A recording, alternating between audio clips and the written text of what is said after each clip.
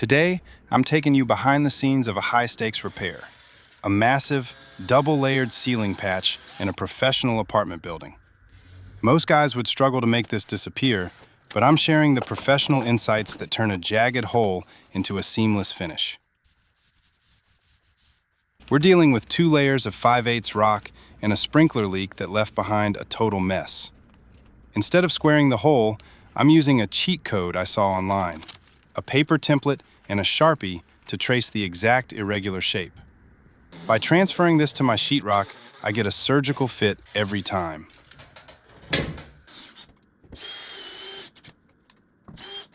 I'm securing that first layer with 1 5/8 inch coarse-threaded drywall screws.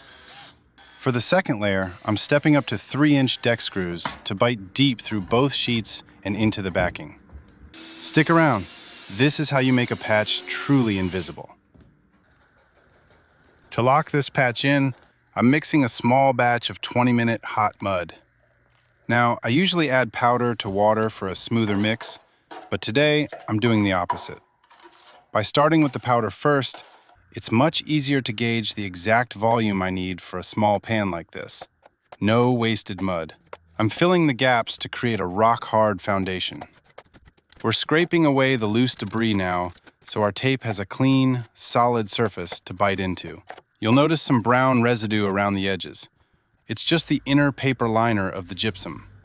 For maximum strength, I'm using paper tape and all-purpose joint compound. I'm laying 8 strips side by side, overlapping each by 1/4 inch.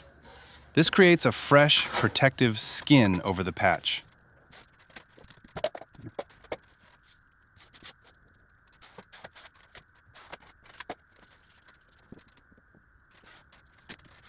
Once dry, a quick light sand removes any high spots, and we're ready to start building out the surface. I'm pulling my fill coat with a 10-inch knife, running it parallel to the tape lines.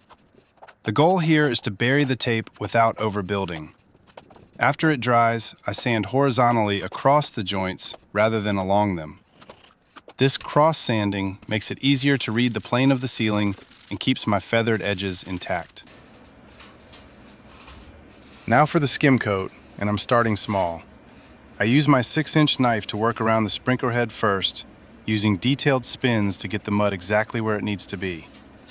By clearing the tight spots first, I can pull my big swipes right into those finished areas, which prevents leaving those ugly knife marks in the final product. From there, I switch to the 12-inch knife and run it perpendicular to my last coat. This cross-hatching technique builds out a flat surface plane by filling in any remaining ridges. We aren't going for a level 5 finish here. We're prepping the perfect canvas for that Southwest Knockdown.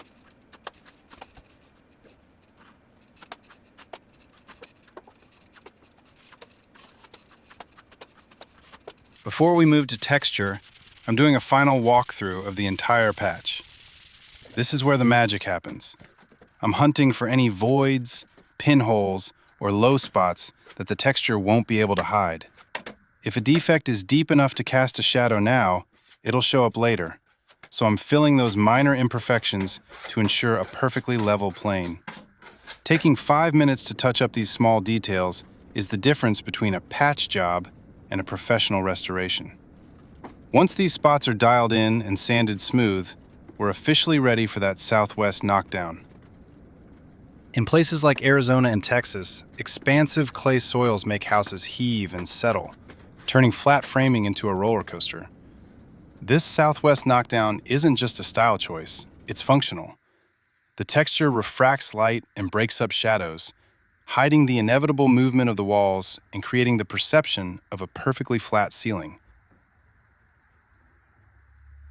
Before the paint goes on, we have to prep the knockdown with a final sand.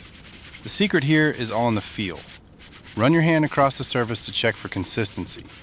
Your skin is surprisingly sensitive to changes in depth, so if it feels the same from the old texture to the new, you've nailed it. I'm being careful to blend the transition area without overlapping the textures. If you stack new knockdown on top of old, you'll create a visible ridge that screams patch. Once the edges are seamless and the peaks are leveled, I'll swipe away the dust so the paint gets a perfect bond. Now, we're ready for color. We're wrapping this up with a coat of Dunn Edwards acrylic latex eggshell. I'm cutting in the patch first before rolling out the entire ceiling to ensure a perfectly uniform finish. Take a look at how that light hits the surface. Even with the eggshell sheen, you can't see the repair. That Southwest Knockdown is doing exactly what it's designed to do, breaking up the light and refracting it so the movement in the framing completely disappears.